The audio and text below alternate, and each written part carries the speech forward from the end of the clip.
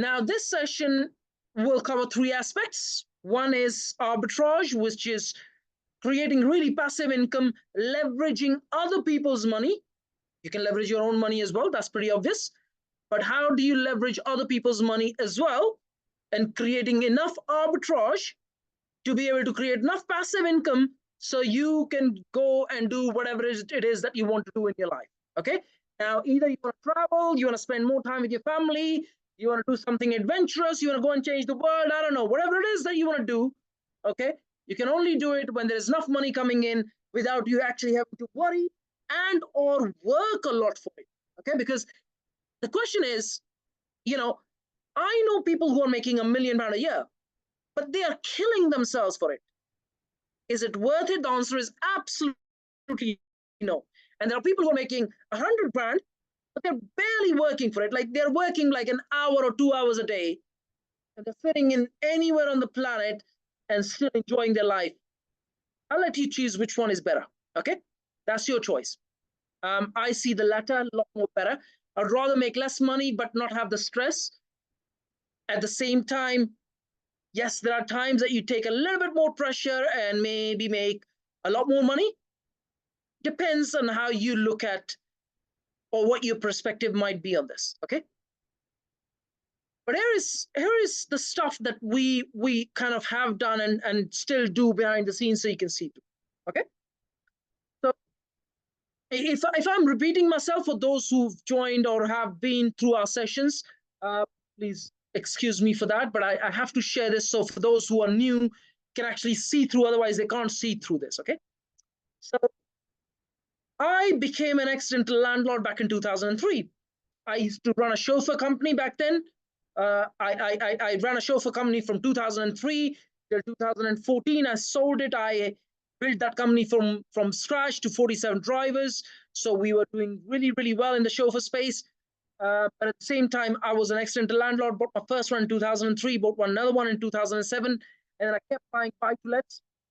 Eventually decided in 2017 to join full-time in property business. So I've been in property space since 2003.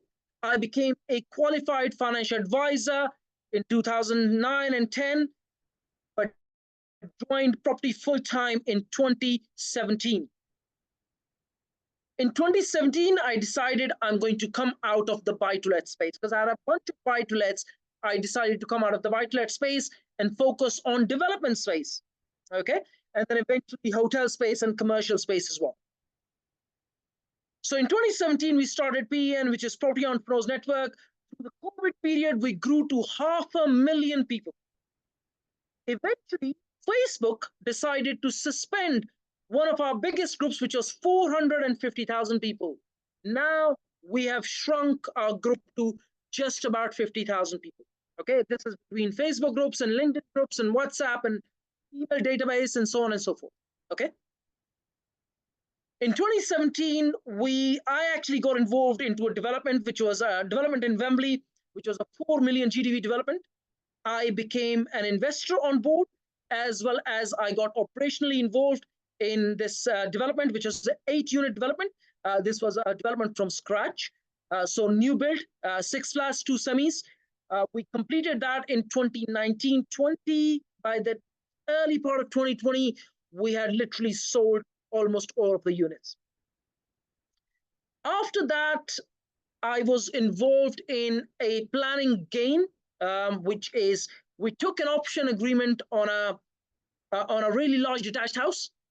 We agreed the option agreement at £1. Delayed completion at 24 months later, agreed eventual price at 1.1 million. We got the planning permission for, again, 6 flats and 2 semis, which is 8 units. And we sold, we did not actually develop that, we didn't build it. We sold that option agreement for 1.7 million, making a financial gain of over 600 grand. At the back of that, I did quite a lot of refurbs, eventually selling my buy-to-let portfolio, did lots of refurbs in the middle of that, bought quite a few below market value properties in the middle of that and refurbed and sold. And then eventually I decided to take a few hotels in Blackpool. We ended up taking 4 hotels in Blackpool over a short period of 12 months.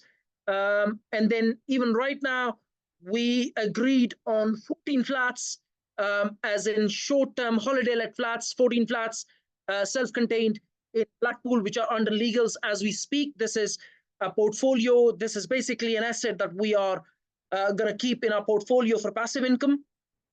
We're going to bring a manager in. He's going to manage that. And eventually it leads to a substantial passive income into our portfolio. Yes, there's a bit of management.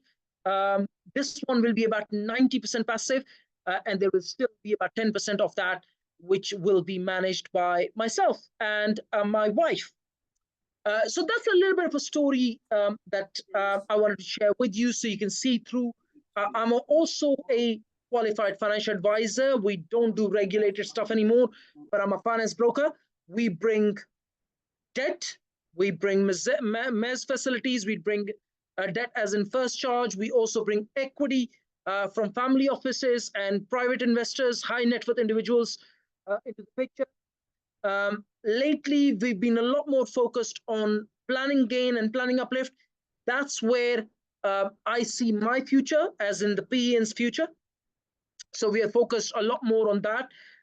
But because I've been through the journey of this, from buy to lets to refurbs to building, doing a development from scratch to planning gain to hotel conversion to literally we've covered the whole ground. Like if you talk about HMOs, I can tell you about HMOs because HMOs practically are exactly the same as hotels.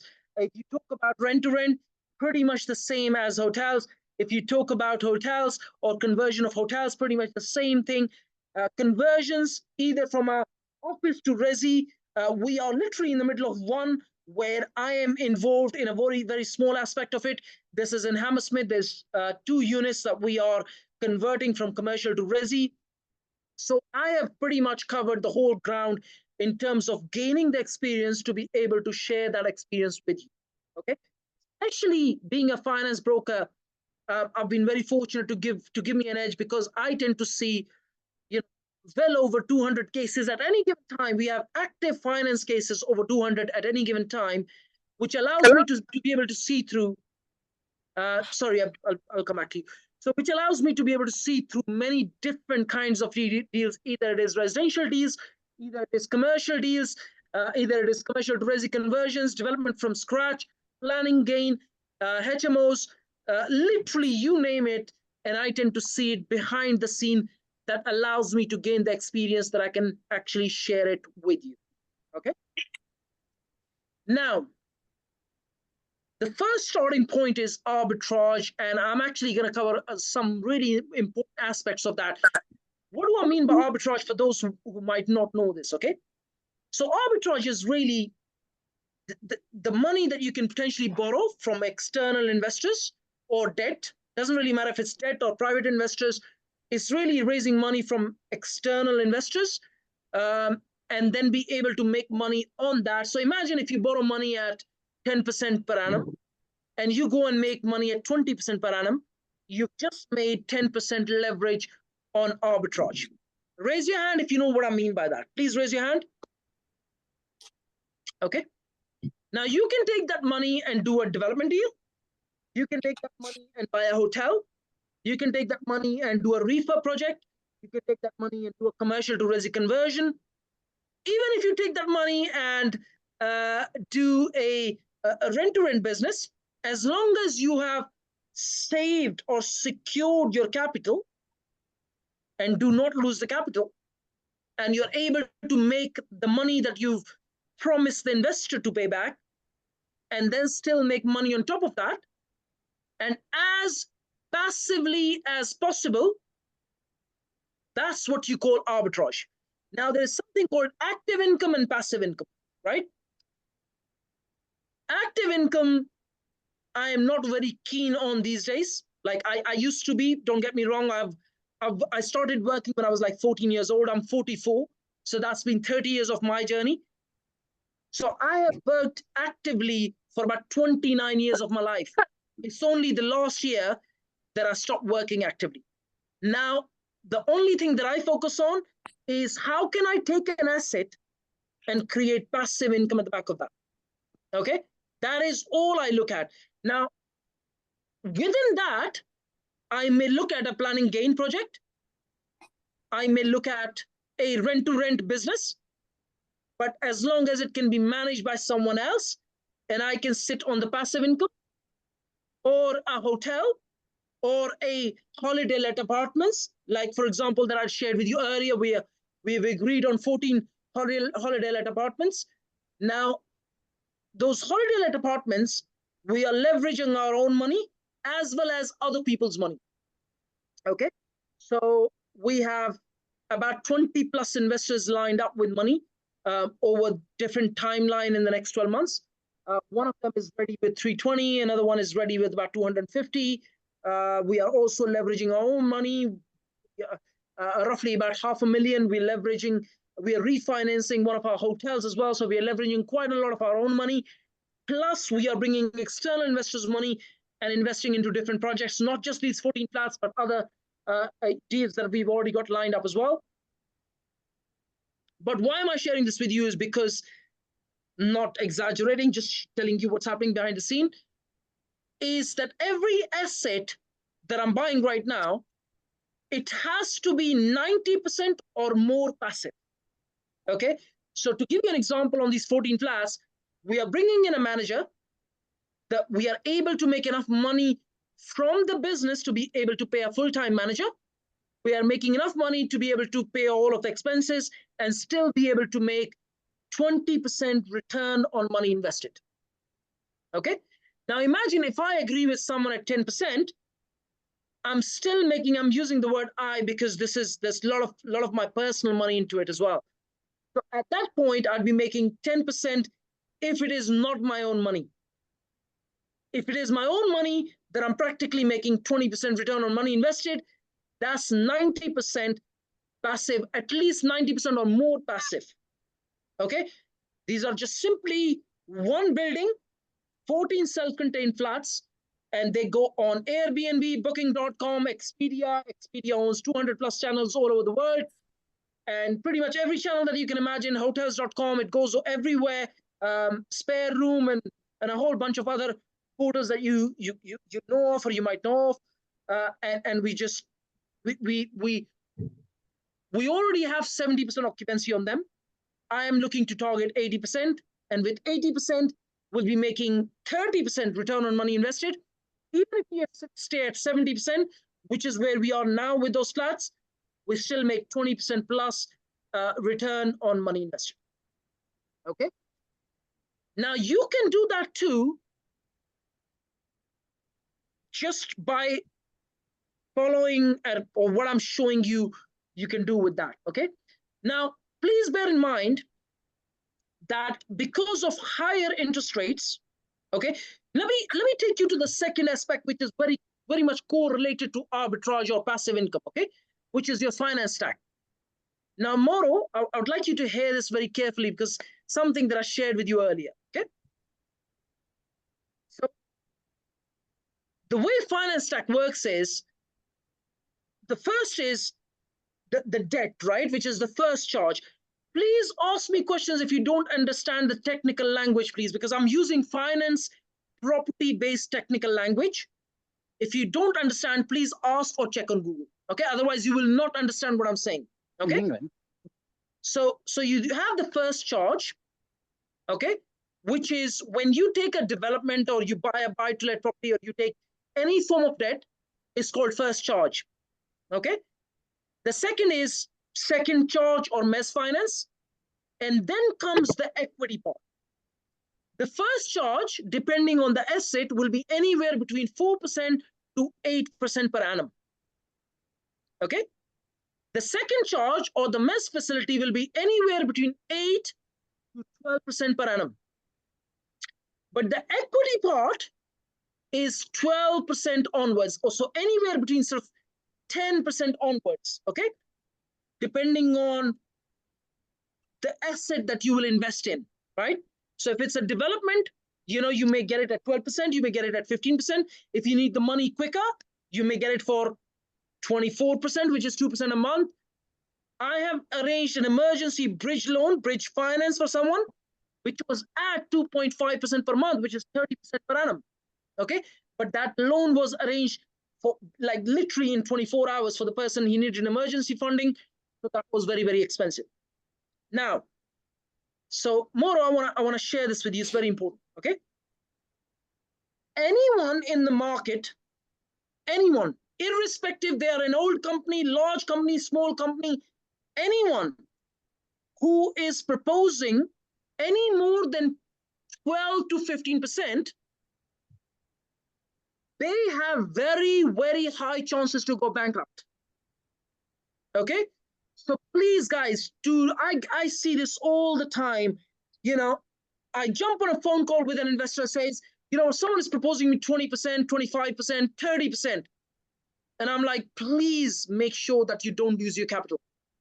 Because the more someone is offering, the higher the chances are that you will lose your capital. Okay? I do not know. Now, please hear me out, okay? Like carefully. Yes, there are development projects which can double your money, okay? Double your money, that's making 100% return on money invested. But they're very few and far between. Most projects don't make more than 30 or 40%.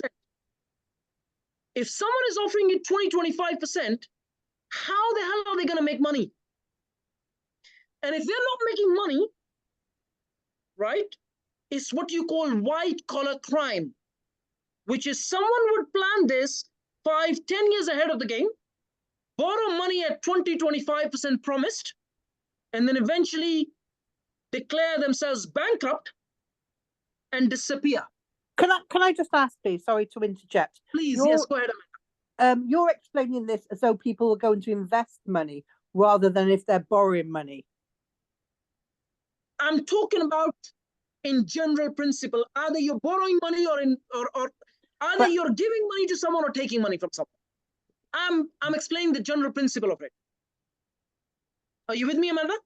Yeah, because you were saying if anyone's paying you more than that, but obviously yes, if we were... The principle really applies in general. Yes. So either you are an investor and you're giving someone money and they're promising you high returns, yes, or you're borrowing from someone and you are promising high returns. I know you're eventually going to lose money, okay? Because in any business, if you're promising someone 20%, 25%, there's going to be days, yes, you will make that kind of money, and there's going to be days that you won't make that kind of money. And eventually, what happens is people go bankrupt and investors lose their money. I see what you're saying. I am saying in general that please be aware who promise higher returns. Anyone who offers more than 15%, I will not touch them personally, okay? Because I know they are going to go bankrupt. It's just a matter of time, okay? And believe me, I've been in the industry for 21 years, and the number of people that I've seen that going bankrupt, right from someone who was doing a smaller development, all the way up to someone who was doing 120 million pound worth of developments, going bankrupt right in front of my eyes. Okay. Now, going back to the aspects that I wanted to share with everyone, arbitrage is really borrowing money from anywhere between sort of up to 12 and 15% and making 20% or more. Okay. That can be done in flip projects, conversion projects, development deals, planning gain, as well as hotels, depending on where you do the deal and how much knowledge you have. Everyone with me, please raise your hand. Okay. You can only make this money in these strategies. You cannot make that money in buy-to-let space anymore. Vanilla investment is completely out of the window. There's a new bill that's already going through. It is going to go through. It went through in Scotland about 4 or 5 years ago. It's going to go through in UK. If you are in buy-to-let space, run. Leave the space. You're going to start losing money. Okay? You'll not be able to evict your tenants. You'll not be able to evict even if they don't pay you rent. You'll not be able to evict even if they damage your property. You will not be able to evict your tenants irrespective. You have to sell your property to the tenant at a reasonable value, which means below market value. You will not be able to even sell it in the market in the market without the permission of the tenant. BTL space is about to die. Okay, so if you're in that space, run. Okay, so arbitrage. Now going back to, you might say, how do I find money and how do I find deals in the space of flips, conversions, hotels, development deals, planning gain? How, you might ask that, how do I find money and how do I find deals? I'm going to share with you the money part first, which is the easier part. It's the deals part that's difficult. Okay, the money part is pretty easy. So when you look at the two aspects that I was sharing, arbitrage, passive income, and finance stack, which I just shared with you earlier, finance stack is pretty straightforward. First charge, anywhere between 4% to 8%. Second charge, mezz finance, anywhere between 8 to 12%. And then the equity part, which is anywhere between 10% upwards, but don't go any more than 15%, because either you're borrowing money, you will start to lose money. And then if you are giving money anywhere promising you more than 15%, is potentially going to lose your capital asset. Okay, so that's your finance stack. And then arbitrage and the deals, I'm going to start talking about how you can raise external finance and how you can find deals which will potentially help you. I'll only cover some aspects of it with a very, very short session. I cannot cover the depth, but I'll cover some basics with you. Okay, the first aspect is, how do you raise external funding? So if you look at PEN as a network, right? We started this in 2017. The first thing I started doing was, visiting Facebook groups and LinkedIn groups and started connecting with serious people. That's filtering people out, but starting really helping people out. Now, when I'm actually a part of sort of 800 plus property-based UK groups, okay, on Facebook alone, okay? Now, there's LinkedIn groups as well, but Facebook, there's a lot of people out there on Facebook.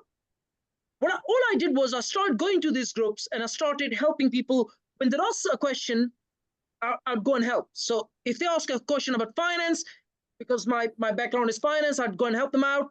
If they ask about deals, I'd go and help them out. If they ask about architects, planners, consultants, if they ask about a question which is a challenge, I would go and help them out, right? Now, don't get me wrong, you're gaining knowledge all the time. In 2017, I didn't even have half of the knowledge that I do now, okay? Saying this with humility, no bragging. But I didn't have half of the knowledge of what I do now in 2017, but I was helping with the knowledge that I did, okay? So whatever knowledge you have, go and help people out. Remember, even if you're one step ahead of a person that you're helping, you can still help them, right? Because you're one step ahead. So all you have to be is one step ahead of them. You don't have to be 20 steps ahead of them to help them out.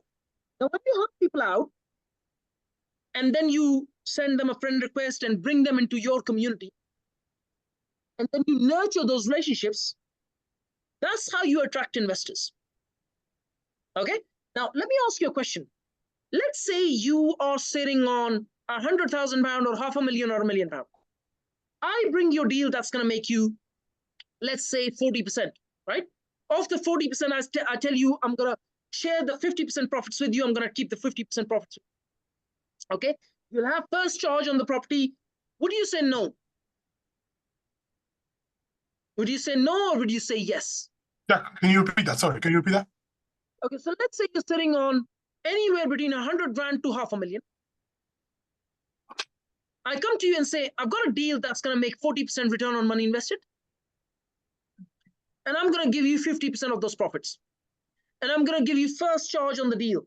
Would you say yes or no? Very tempting, but it's very, sounds very risky.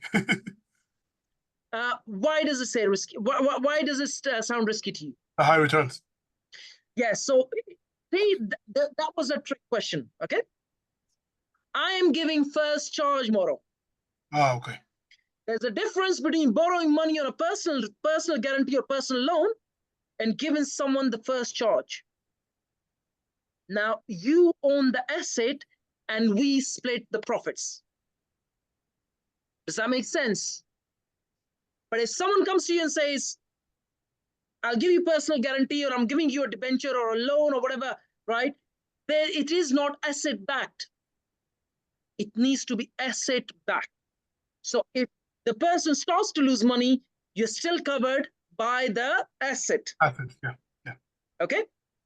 Now that if someone comes to me and says, I'm going to give you first charge, and I'm going to give you 20% return on money invested, and your involvement is zero, that is a very good deal for me. Okay, because I'm not doing nothing. I'm going to give you £100 and you're going to give me 120 back, and my capital is secure. Okay, that becomes a really good deal. Now imagine from the perspective of an investor. Okay, if you have any questions, ask in the chat box. I'll answer them for you. Okay, now if you think from the perspective of the investor, that becomes a really good deal. And if you present the right deal to an investor and nurture those relationships, you will attract enough investors. Okay, you'll attract enough investors. In the last literally about 3 months, we've had 20 plus people approach me personally that we are sitting on X amount of money. Can you help us invest? 20 plus. Okay. And the only reason for that was I ran a campaign saying, if you are sitting on cash, reach out to us. We have deals lined up. Okay. All we do is help people out. That's serving people without expectations. Inviting people into your community. That's your Facebook group, your LinkedIn group, your WhatsApp community, and your email database. Create all 4 of them like you see in PEN, and start inviting and nurturing those relationships and sharing your experience and knowledge as we are doing in this session.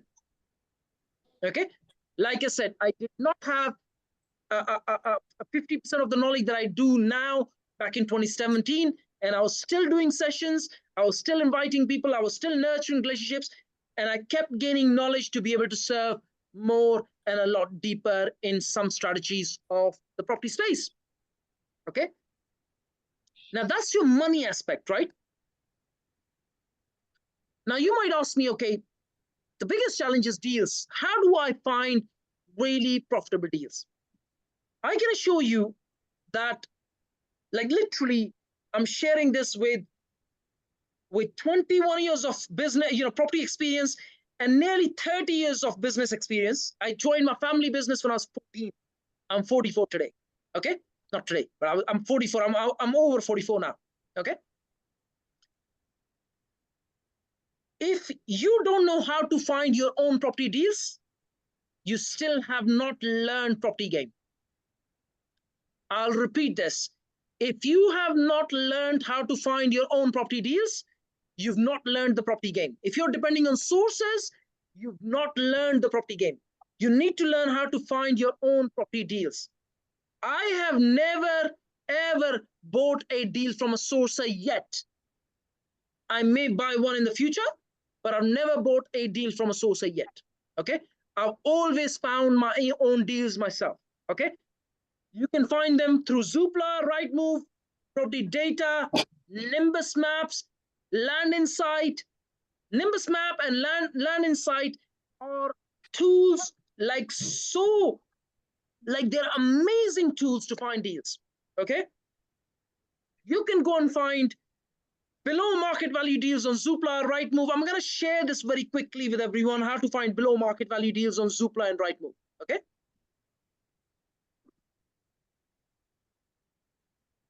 So I'm going to share my screen with you.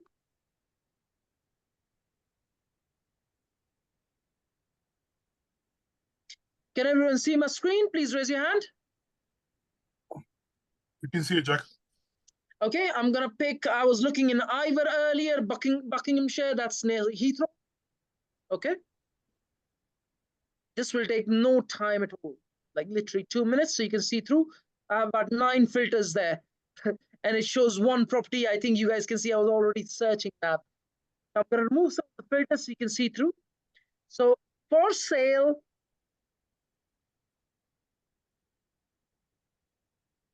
in Ivor, or you can choose any area you like. Just search and then remove all the filters. And then go back to the filters and maybe just put filters like maximum price. Let's call it $500,000. Let's call it 600. Property types, show me all to start with.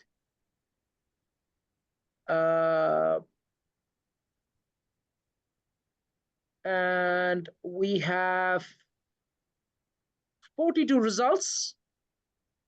And then if you look at this tab, it says most reduced. Scroll through, you can see.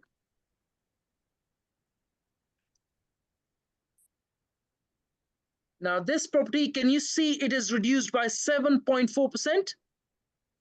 Please raise your hand if you can see that.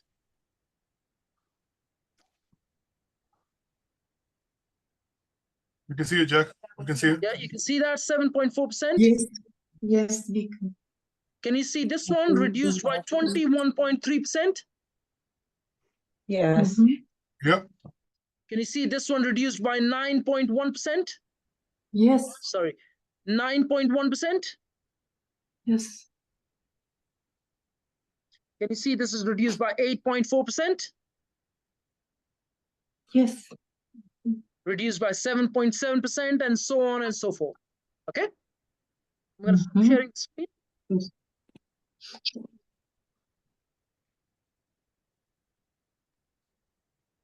It's as simple as that, finding below market value properties. You can actually go on Zoopla and Rightmove and also write keywords. Keywords can be in need of modernization, requires refurb, and also find properties that might be run down. Literally the same process, and just there's a tab that says keywords, and you write your keywords, and that will show you properties that are in need of refurb.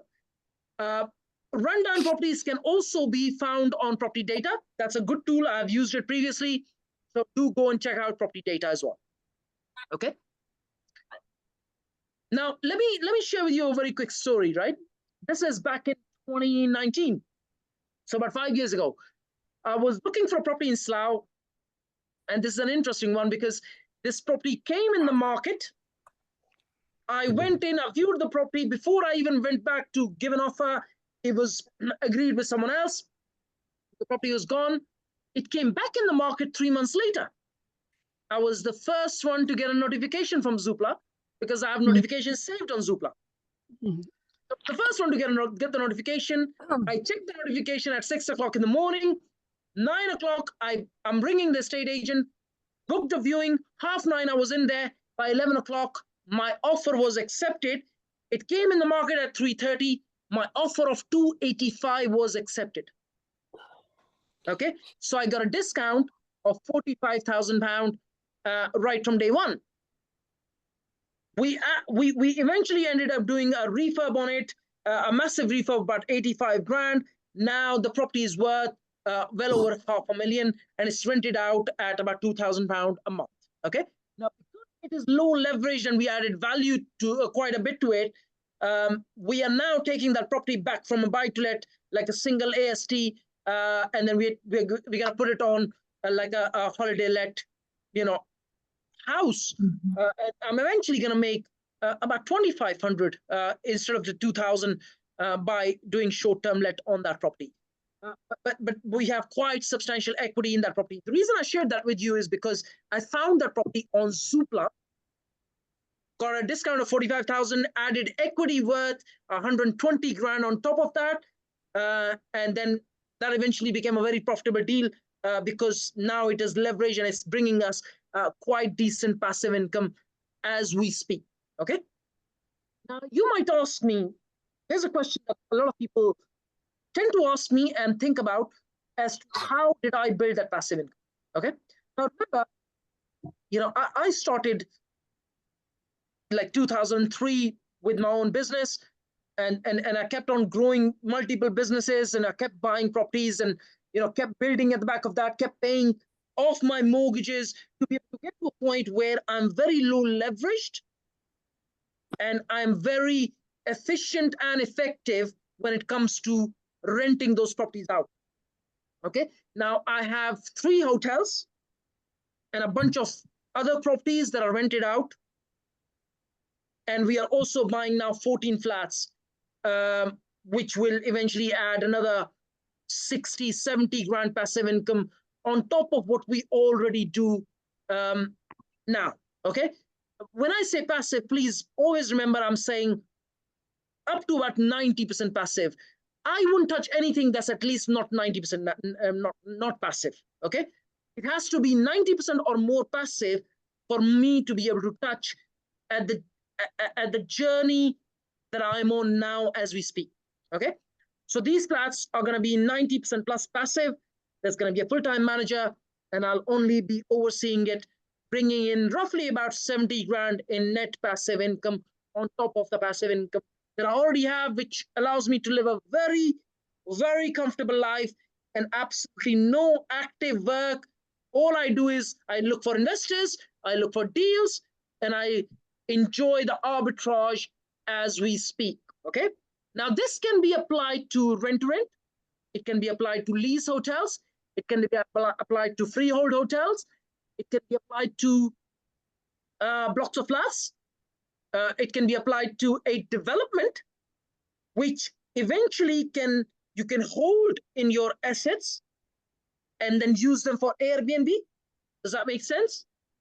Okay, please raise your hand if you know what I'm talking about. I know there might be some technical language, guys, if you're new, but I have to use this language because there's no other words for it. So all it is either you do a development and you hold those assets in your portfolio using it for Airbnb or holiday let apartments, or you take a lease hotel, or you take a lease on a block of apartments. That can work as well. Or you'd buy freehold hotels, or do conversions, and you keep them in your portfolio to be able to generate that passive income, which eventually gets managed by management companies, or you recruit a manager and you give it to them to manage. Okay? I am more inclined towards the latter, which is recruit our own manager, put them on, and then that way you have a lot more control. If you give it to a management company, they many times actually mess it up. Okay, so that's really your passive income, right?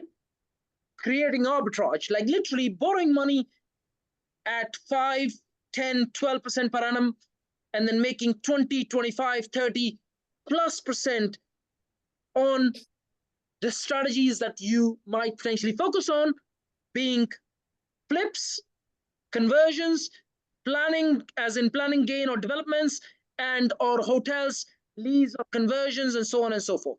Okay, you can also leverage this on commercial, which is not just commercial to resi conversion, but retail, which is you can take a retail premises, put a really high grade tenant, and increase the value of the retail, refinance, pull out all your money, and be able to keep leveraging that money indefinitely. You can do that too. That's a pretty easy strategy as well. Go and check how tenants are rated and how you can add value by actually not doing any work.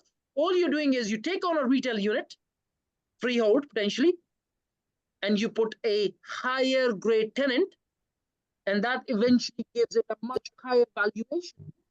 You go back and refinance, pull out all or most of your money, and then keep doing that indefinitely. That is a very, very good leverage as well, because on commercial, remember, residential space is being kicked in the teeth, right, with the new bill. But on the commercial side, there is a lot of money to be made. So that is exactly why we are going commercial. The flats that we are buying, they are actually commercial flats. They come with the permission to be used as holiday let flats, which is actually classed as commercial, which is C1 at the moment. Okay. So that's your passive income. Okay, like literally arbitrage, borrowing money cheaper, and then leveraging money to be able to make more money at the back of that. Okay, now You might turn up and say, look, I'm very new. I still want to make active income. Maybe you're 20 years old and you have all the energy in the world. By all means, you can take a hotel that's 40, 50, 100 rooms on lease or freehold or whatever it is with other people's money and work in it actively. And instead of making 100 grand passively, you could make 300 grand actively. And you do that for 5 or 10 years and you're making £1 million, £2 million, and you now start to act like an investor like I do and keep leveraging money and stop actually working actively. Okay, you can do that. It's entirely how you look at it. I now literally look at any deal just from the perspective of an investor. Okay, I do not intend to work actively on any deal at all. Yes, I become the coordinator. I would recruit a hotel manager. I would recruit an apartment manager. I would recruit a project manager if I'm doing a development, but I would not actively manage anything at all.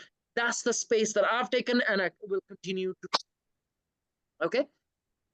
Now, when it comes to development deals, okay, now I can't cover development deals in this session. Like, it's so much work. There's so much ground to cover. But here's something that I am going to do for everyone, okay? Yes. Now, if you stay till the end of this session, I have a gift I can give you, which is I've prepared steps to planning gain, okay? It's a spreadsheet. It's an inexhaustible list, okay? But I have prepared some, not necessarily chronological, but they're up and down steps on a spreadsheet that I can give it to you when you stay till the end of the session, okay? So I'm actually going to write my number in the chat box. It is 07886 962647. That's 07886 962647. Send me a WhatsApp message asking spreadsheet or planning gain spreadsheet, and I'll share those steps with you, which you can take and learn a little bit more about planning gain. Okay? That will be our gift to you from PEN. Now, there's a third aspect, which is agency management. I'm actually going to cover that in some detail with you. But before that, I'm actually going to start answering questions because there's lots of questions I've been asked, which are based on what I've just covered. So Shola says, I'm based in Sheffield, completely new to property. Wanting to focus on Airbnb, wondering on using residential 3-bed house for Airbnb. I'm wondering if planning permission is compulsory, and do I run it myself, etc. Now, you do need to check with your local council if you need planning permission or not. Some councils are regulating it. Some councils are still not regulating it. You'll have to literally check your local council's website for that. Okay. Some properties come with planning permission for that. Some don't. It all depends on what the property might be. Okay. Shankar says, I'm a chartered accountant, property investor, looking for options in HMO space. I got investors looking to invest in property market with good returns. Shankar, reach out to me if you have investors looking to invest. If we get a deal done, you can make money at the back of that as well. HMO space options. I mean, HMO investors are seasoned, well, majority of them are seasoned investors. I don't see why would they give you an option. Okay? If you're talking about taking option agreements. Okay? HMOs are practically either for sale or for management. If you're taking taking as options, I don't see why would anyone give you that. They're seasoned investors, they're not going to give you that. Not that I think so. Okay? So please do reach out if you have investors that might be looking to invest. We have quite a few deals lined up. Shola has asked for a group of friends, say 6 friends, Airbnb together. What is the best approach? Shola, with 6 people in a group, I would say it is bad business. It's very difficult to even have one partner to deal with. I would never do business with 6 people in a group. All you're inviting is trouble. Okay? So I'm sorry to say that even if you're the best of friends, the likely is you're going to end up the not best of friends if you start business together. Maximum 2 people. Okay. Okay. And Airbnb, yes, it's a good business as long as you know what you are doing in the first place. In the first at least 2 years, if you're new, expect to make very, very little money or no money. Okay. But once you go past the 2 years, you should be, if you survive by then, you should be in a position to make some really good money. Okay. You have to be very effective, very efficient. You must know how to find your own deals, not use sources. If you're using sources, you haven't learned the game and you are going to lose money. Okay. Just, I want to share this with everyone. Okay. I'm not saying this in a negative way. I'm just saying this as in, I want you to be more cautious. I come across about 5 to 6 people out of 10, that's 50 to 60% people coming back to me a few months later saying we're losing money. Okay. And that's because they are not, they either don't have the patience or don't have enough cash flow to survive the first 2 years where they're going to make mistakes. Okay. So be prepared for that, what you call the period, right? It's a period of learning and expect to make little or no money, and that you have the patience and the cash flow to survive. Okay. I hope that makes sense. Pauline says, I'm Telford 2017. My strategy is buy refurb to HMO. I'm moving to developments, and my main challenge is understanding the process for developments. Okay, that spreadsheet that we're going to share with you at the end of the session might help you. I paid for pre-planning and appraisal, which I'm waiting for. I had the valuation done, which came back at the agreed value. Well done. I need help running through the process for getting funding for a development. Please, Olin, reach out on my WhatsApp. I will reply to you tomorrow.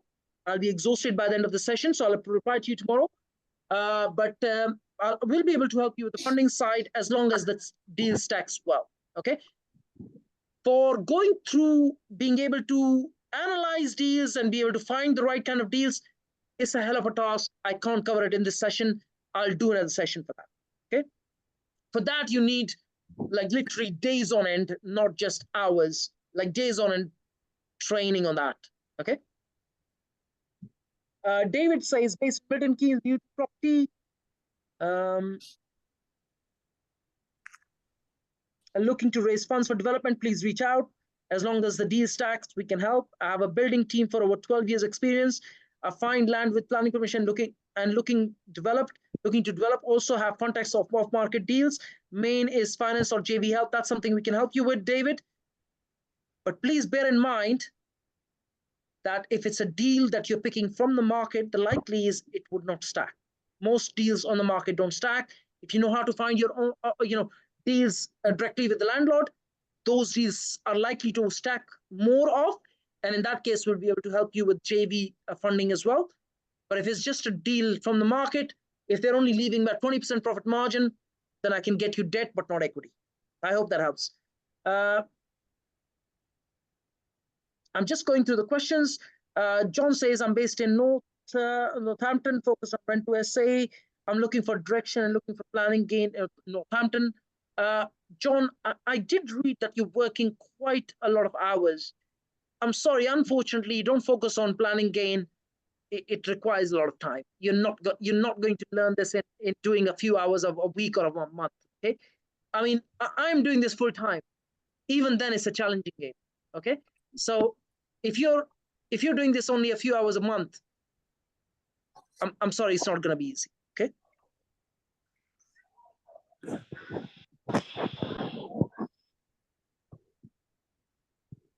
Sorry, I'm just going through the questions. True, seen this so many times. Easy to get tempted by large returns though, Sonia. Yes, just I can't tell you how many people I get approached where they tell me that the guy has disappeared with their capital or is not answering the calls, and there's no going back. They have very loose agreements in place. It's a mess, and people just don't quite do enough due diligence and just tempted. Yeah. So spreadsheet, please. I will give you that end of session commercial purchase info. What do you mean by that? It says iPhone Margaret Fraser. Those are the questions. I'm actually going to go through everyone to say if you have any questions ready, because I think some people had some questions prepared. I'm going to go through the list and take names. Anara, do you have any questions you'd like to ask me? 1 second. Oops. Can you hear me? I can hear you loud and clear. Yeah. Please switch on your camera so I could see you as well, if possible. Can you hear me? I can hear you, yes. I can see you as well. Please go ahead. Yes. Yes, I already started. I found a plot of land which I checked with you when we met one Saturday. Yes, and yes, I remember that, yes. Yes, and I'm working on it, and I felt like it has potential, and I investigated the surrounding area, and we have new developments just next to the site, and it is 3-story development. So yes, and then I checked how much new developments in the area, and it is quite expensive. Let me share something with you, Anara. Let me Yes. share something with you, okay? Yes. When was the last time you checked the spreadsheet with planning steps? Oh, about a week ago, because you have to go through that list.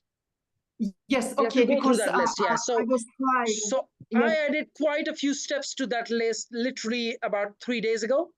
So you need to go back to that sheet. Yeah, you need to go back to that sheet, check all the steps, go through all of the steps, and then reach. Okay? Yes, okay, I will, yes, I will check, because I was flying and traveling. That's not a problem. I will. Yes, That's not a I problem. will Okay. check it tomorrow and contact you. No problem. Okay, so for those who who are in the session, if you would like me to give you about 15 minutes of my time, please send me a WhatsApp message saying session. You already have my number in the chat box. It's 07886962647. That's 07886962647. Send me a WhatsApp message saying session, and I'll book you in for a 15-minute call, and I'll see what I can do for you. Okay. Next in the list I can see is Margaret Fraser. Can you hear me? Yes.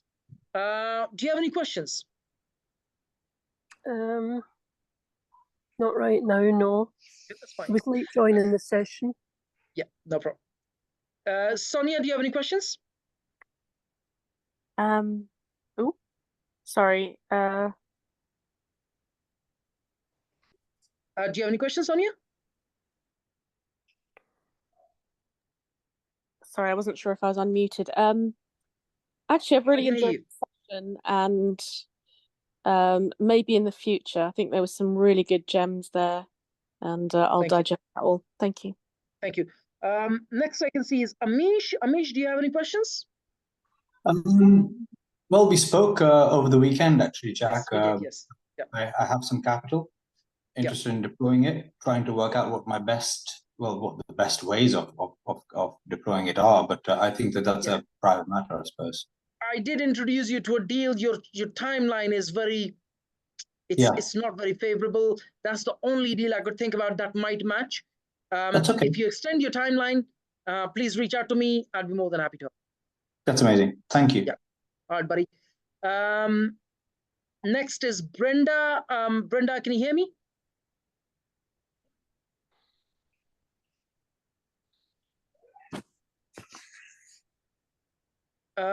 John. Okay, hold on. Sorry, Brenda, can you hear me? You are muted, Brenda. You need to unmute yourself.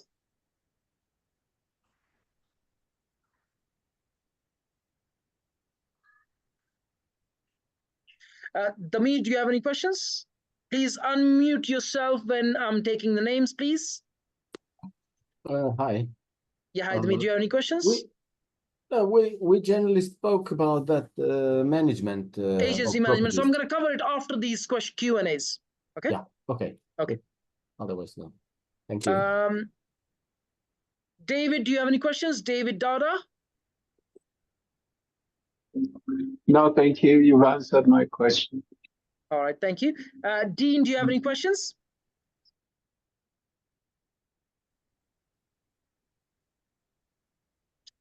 John, do you have any questions? John Matthews? You answered mine in the chat, but I am just trying to find time to do stuff. I do have my weekends free now because I've changed jobs during the week. So, but yeah, it's just. Mauro, do you have any questions? No, no question, Jack. Thank you. Natasha, do you have any questions? No, no questions. Navai, do you have any questions? Navairuddin.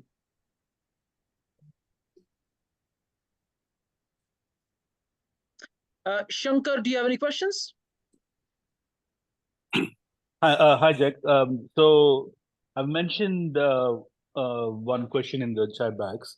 So I'm thinking of buying one hotel in Isle of Wight. It's in C1 license, as you know. Is it easy to convert into residential apartments? So It's have easy you? to convert. It's easy to convert, but you want to check the permission. So that is C1 to residential, right? Like C1 to residential. Yeah.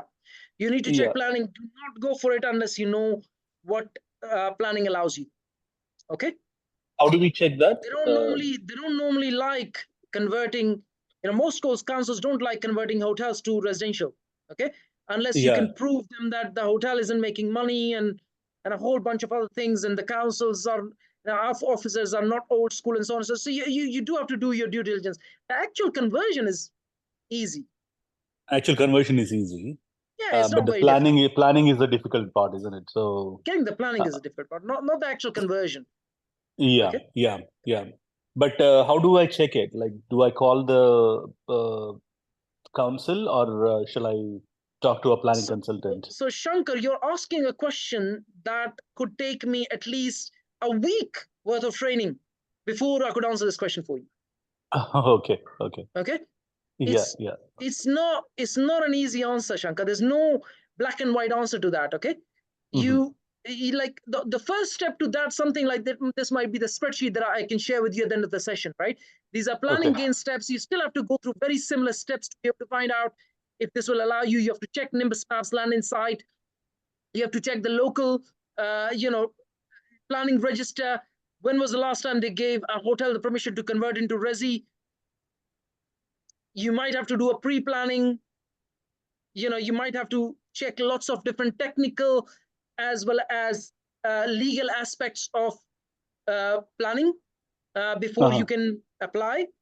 There's like I said, I could sit here for the next 7 days and you still not get a clear answer.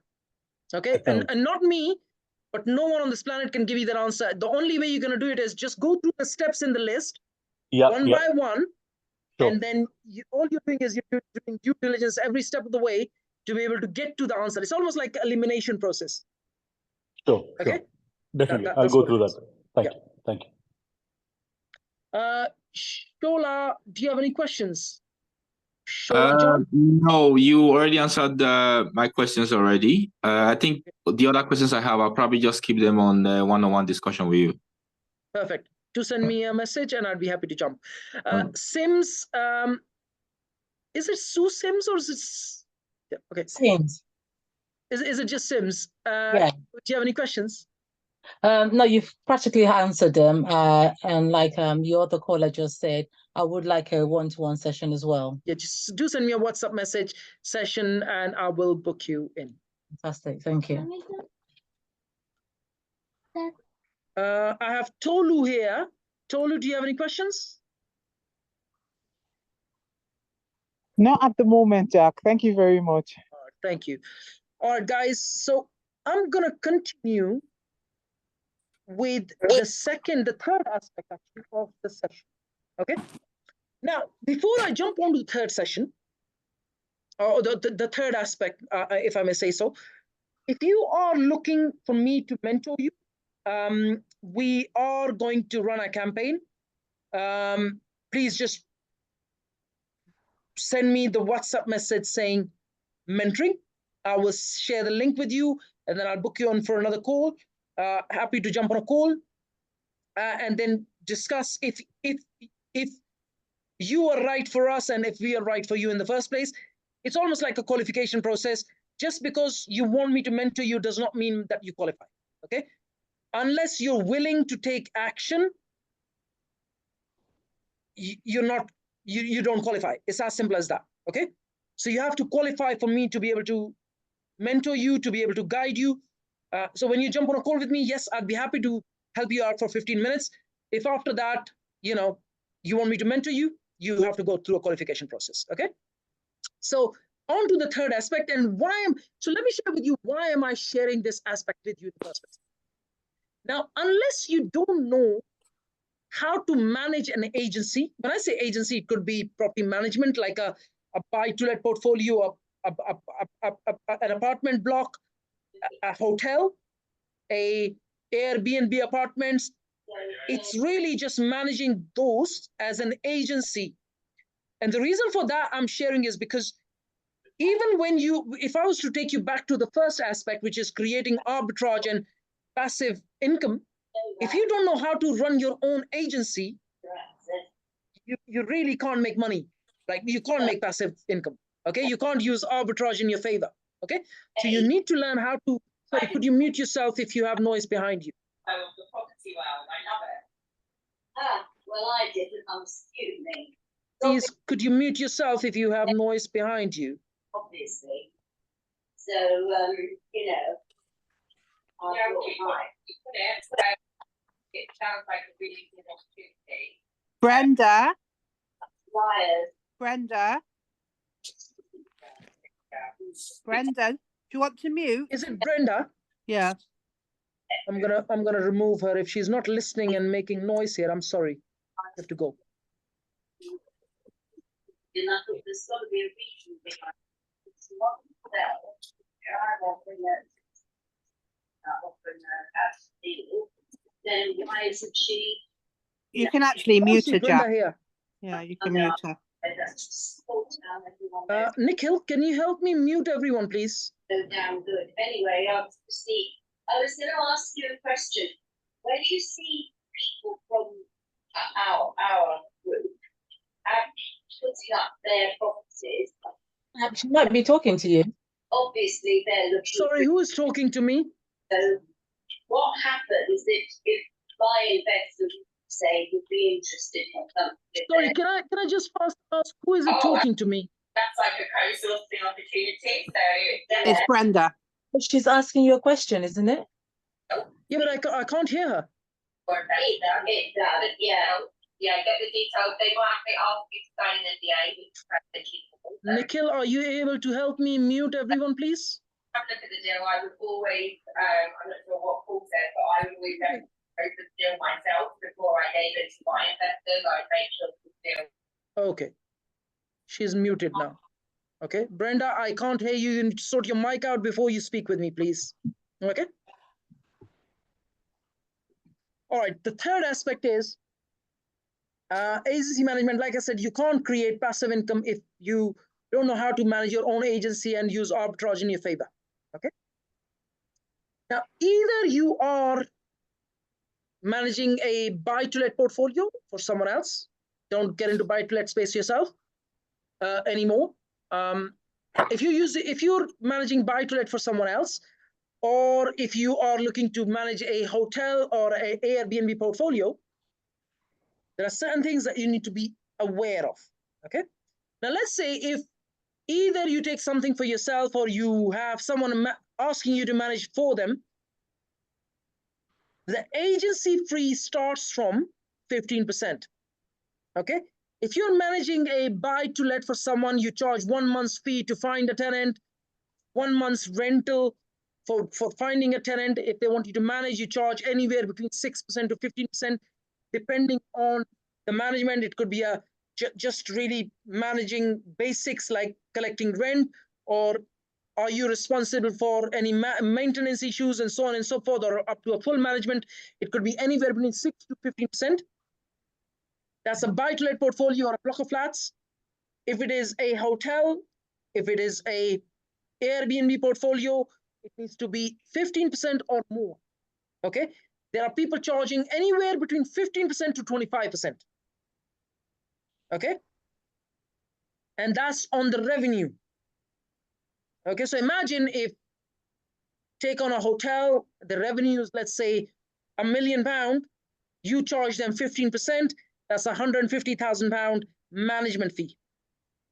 Okay, but that's a very active management fee. You have to manage that hotel yourself. Okay, yes, it's still decent money, but at the same time, remember, it is active income. There's a big difference between active income and passive income. Active income is really you're working every hour for it. Passive is when you're not working for it. It is quite a lot passive depending on percentage. I call it passive income when it is more than 90% passive.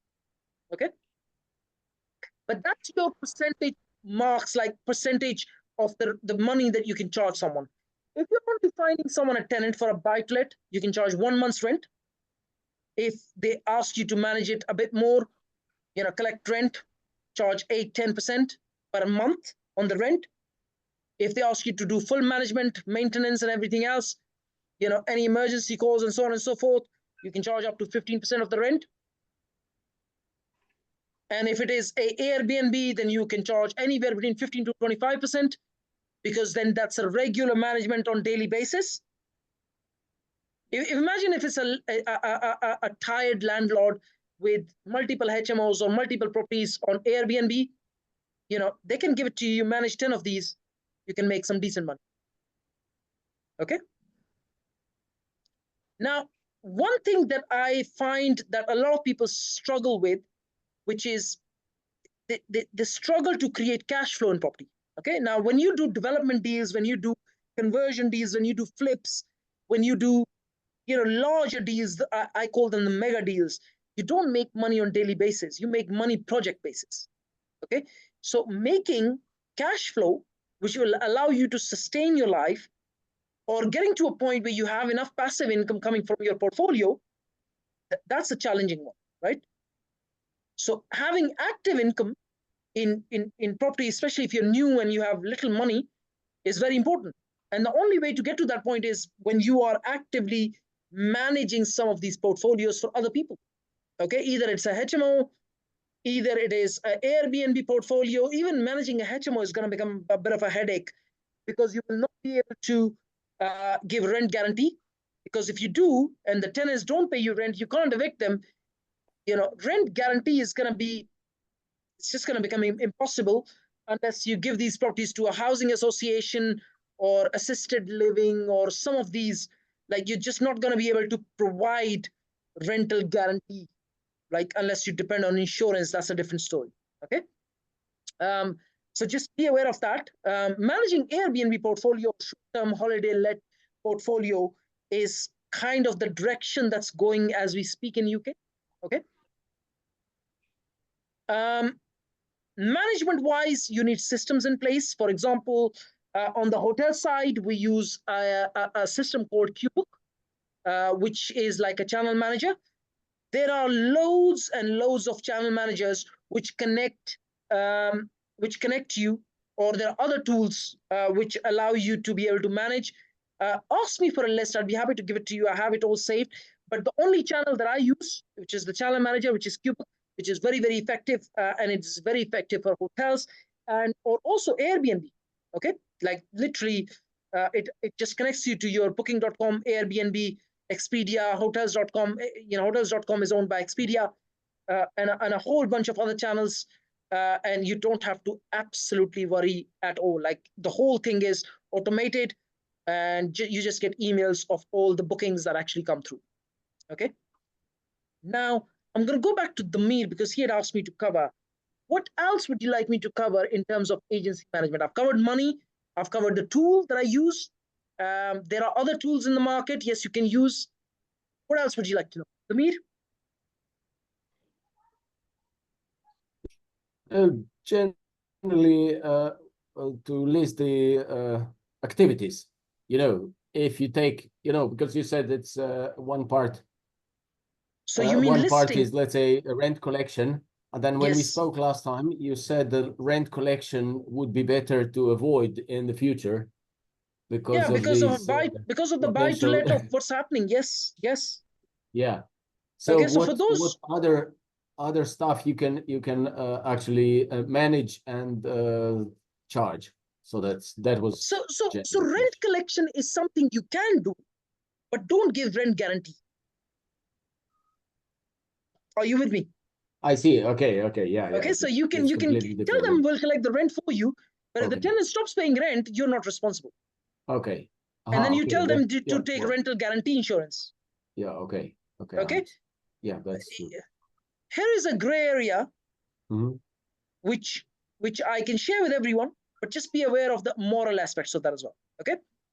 Now, when this new law is the new law that they're talking about that's going to come in, right? Which is, you can't evict tenants and you have to sell them at market value or lower than market value. And even if they don't pay rent, and then you can't evict them. And even if they damage your property, you can't evict them. And a whole bunch of, tenant favored laws that are coming through.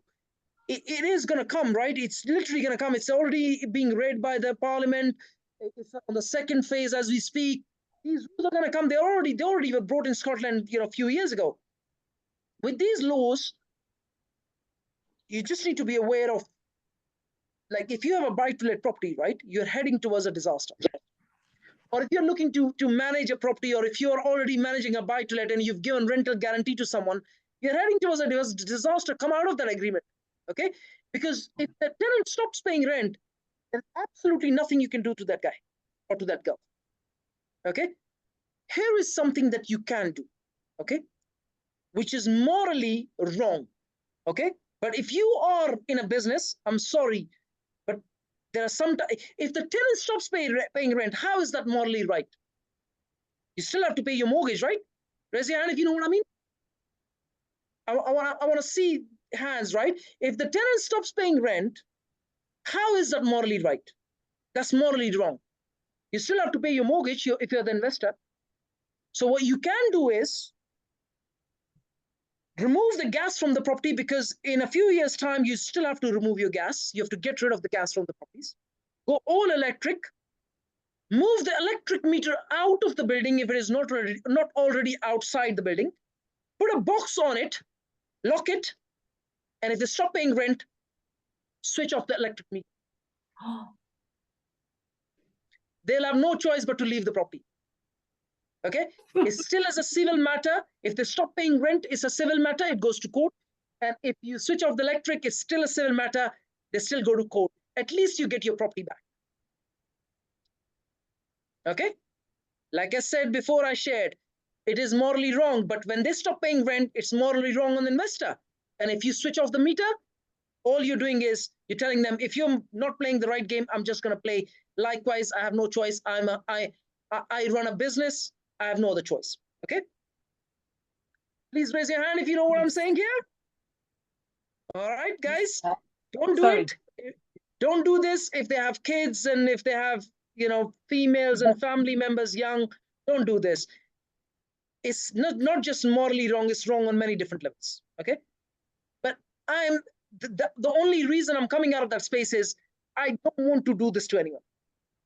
I don't want to do this to anyone. If they stop paying me rent, I still have to pay my mortgage. I don't want to switch off the electricity.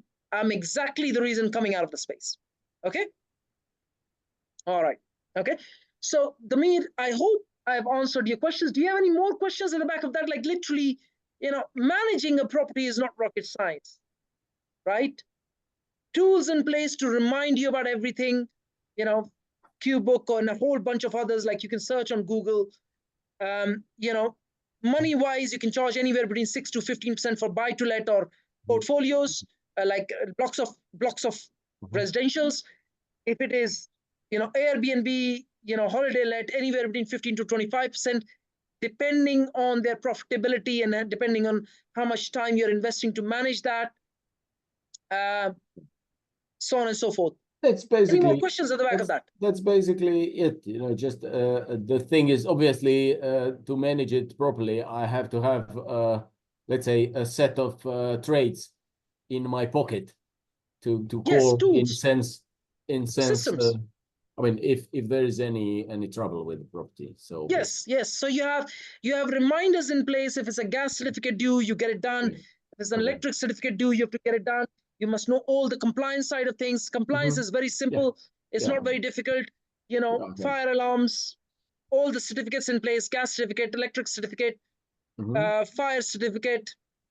Is it and make sure that necessary you sorry. make sure you have a permission from the council. Lately, you have to get permission, even if it is a buy-to-let property, like a single-let family property. You still have to get permission from the council. Okay. Permission? Yeah, Which kind of permission? that's all for the buy-to-let space. What kind of permission you're talking about? You have to get in writing from the council that you can let it out as a tenanted property. Like you can rent it out. I see. Okay. They issue you a certificate these days. I see. Okay. Yeah, and you have to pay for it. So you get the landlord to pay for it. You don't pay for it. Okay. I see. Okay. Okay. At the same time, if you're managing, like I said, a holiday-let portfolio or a hotel, make sure that they have permissions in place. Like, don't go and take on a property where you don't have the permission to use it as a holiday-let. All you're doing is you're waiting for trouble to come and knock your door. Yeah, true. Okay. True, yeah. Just find properties that have permission to let as a holiday-let, like the 40 flats that I'm talking about, which are under legals with us. They are C1. That means we have permission to use them as holiday-let apartments. Okay. Yeah, true. Okay. That's the exact reason we are buying them. And they have an EPC-B, which is what is coming in the next few years as well. Okay. So the EPC rating is going to start to affect your management as well. Okay. Okay. Okay. Any other questions?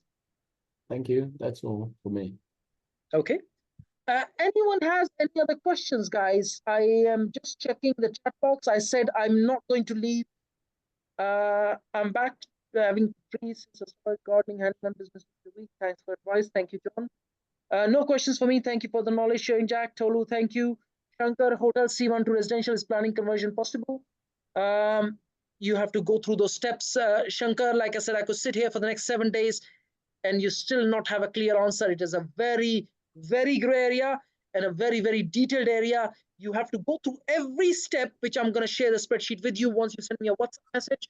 And you go through every step and eventually elimination process, and you'll get to a point you will have an answer. Okay? Go to the council's planning department, make an appointment to see a planning officer, check the regulations on the internet. Margaret, that's not how it works. Planning officers do not speak with you and do not give you an answer. You have to go through those steps that I'm going to share with you on the spreadsheet, go through the elimination process and due diligence, and then apply for pre-planning or a full planning for a planning officer to give you an answer. They're not going to give you an answer like this. It's a money-making system within the planning system that we have in the country. Okay. Yes, you can check quite a bit online. I think even online stuff does not give you very good answers. Unfortunately, most people don't have this knowledge. You do have to learn this game from someone who has been through the journey, has got the experience. Spreadsheet, yes, Margaret, send me a WhatsApp message and I'll be happy to share that sheet with you. Going back to lending out to funds as an investor, how do I limit my risk? Take first charge, Amish. Take a second charge. And if you don't have any charge, then you are taking a risk. Personal guarantee, make sure you have a very good contract in place. I am not keen on taking personal guarantees. If I'm giving money to someone, I'm taking first charge. Worst case scenario, second charge. What if the property is held in a limited company? If it is the climax of this time at Inter is, of course, this head-to-head is first really. Sorry, Amish, your voice is cracking. Apologies. Can you hear me now? I can hear you loud and clear now. Yes. Okay. So absolutely correct. First charge, yes, agreed. Can you take first charge and personal guarantee? Why would anyone give you first charge and personal guarantee? It doesn't make sense. Yes, there are people who might if they're new to the industry. Okay. If you're talking to someone like me, if you're taking first charge, I don't see the sense. Okay, just in case, I suppose the asset goes under or there's some extra issues. I mean, I don't know. Does it work? Amish, the answer is yes, but at the same time, depending on who you're talking with, right? Their experience. Sure. Okay. So if it's a seasoned person, you're saying first charge is sufficient as long as it's on the They're asset. not going to give you personal guarantee, because it doesn't make sense. And what happens if the asset is in a limited company and the first charge is on So the if it's under a limited company,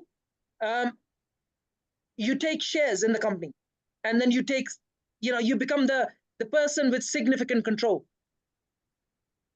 Take shares in the company and significant control. You can't take first charge over a limited company. You can take first charge. Is that but okay? Remember, if you have first charge and you have shares and you have significant control, then you're full control. That's cool. First charge, shares is significant. Well, first charge and shares with significant control. That's right. Yes. Make sure you have significant control, because if you don't have significant control, the other guy could take significant control, remove you as a director, remove you as a shareholder, and then it just becomes a civil case. Okay? Just becomes challenging. Is there anything else that I could do? No. Okay. Thank you. Right, that's everyone's questions. That's our session. If you have any more questions, I'll be more than happy to answer them for you. Guys, very, very simple. We'll be running a campaign, giving substantial discounts on the property mentoring that we're going to do. But at the same time, you do have to qualify. If you don't qualify, irrespective of the money that you might have, I'm not going to mentor you, okay? If you qualify and then join us, that's when you'll get results. So we'll go from there. Have an absolutely amazing day, guys. And once you've sent me a WhatsApp message with either session, spreadsheet, mentoring, I'll be happy to book you in for a call. Spreadsheet, I'll just send you a spreadsheet. If you want a session, I'll book you in for a session. If you message me mentoring, I'll book you in for a call for that as well. And we will go from there. Have an absolutely amazing day, and I'll see you guys very, very soon. Thank you very much, Jack. Take care. Bye. Bye. Bye. Thank you. Bye. Yes.